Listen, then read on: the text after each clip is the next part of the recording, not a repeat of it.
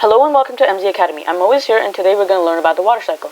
So I want to start off with what the water cycle is. So the water cycle is a process of water moving through land, sea, and air. And for the land, it can be either above or below. So the first thing in the water cycle, not really the first thing, but I'm going to start off with evaporation. And we have three types. The normal type of evaporation, which happens when the water is heated by the sun's energy and it forms from a liquid to a gaseous state into what is known as water vapor, which is invisible. And then the next type is evapotranspiration, which is just evaporation and transpiration. Transpiration is when plants to take out their waste, which is water and oxygen, through their stomata. So here's a diagram showing that. We have carbon dioxide in the stomata, and then it exits through the stomata with oxygen and water. So that's evapotranspiration. It also makes up a certain percentage of the clouds. And then the last type is sublimation. Sublimation is when it's when the water goes directly from solid like ice and snow directly to a gaseous state, which is water vapor. And that happens in the tops and peaks of mountains when it's so cold that when a strong wind comes, it blows that ice or snow from a solid directly to a gas. And that's sublimation. That's the three types of evaporation. The next thing we have is condensation.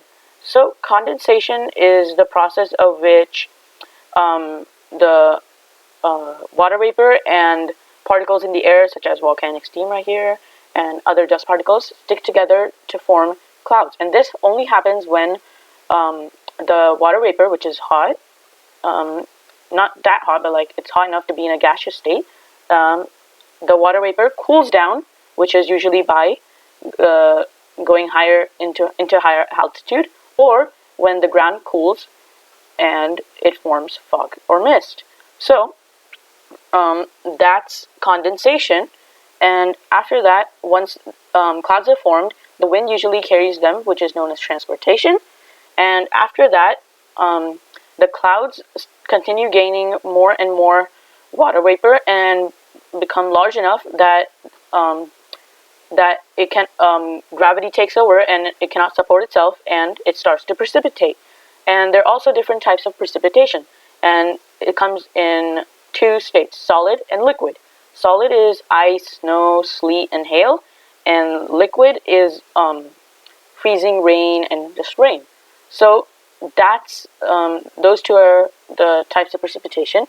I would say fog and mist as well, but they're not really precipitating. It's just suspended in the air, and so that's precipitation.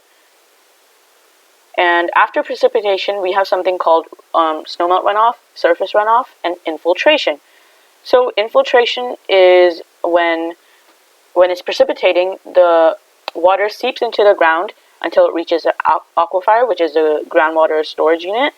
And there, it might seem as though it's not traveling, but it literally is traveling sideways, and until it ends up in oceans, or it seeps out, or goes into springs and freshwater lakes, or the plants take it and evapotranspiration occurs and the cycle goes on. So infiltration, that's infiltration, and once the aquifer and groundwater storage goes back into the ocean, it's called groundwater discharge, and that's infiltration. And then we have surface runoff and snowmelt runoff.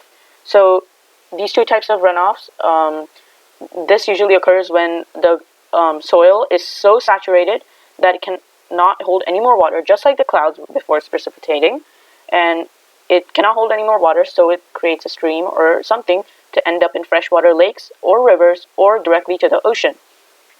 So the runoff goes and the cycle goes.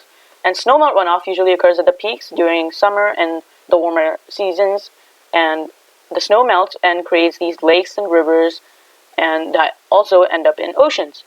Okay, that was it, guys. Thank you for watching. Like, subscribe, and hit the bell icon for more videos.